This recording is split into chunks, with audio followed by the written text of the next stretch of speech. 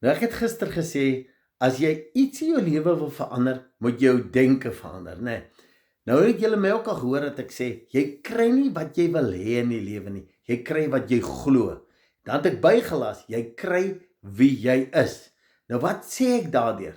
Dit wat jy glo, jou oortuigings, bepaal jou persoonlikheid. Dis wie jy is.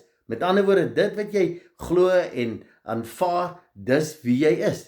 So, hier, as ons praat van verandering, is dit nie net so maar, ek change my mind so vinnig nie. Dis 'n diep gewortelde wese waaraan jy raak.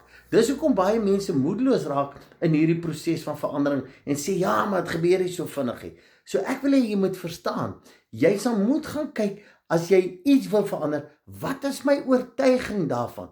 En hoe bepaal dit my uiterlike optrede, my aksies? En ek moet daaraan werk. So ek het 'n innerlike verandering nodig en uiterlike verandering.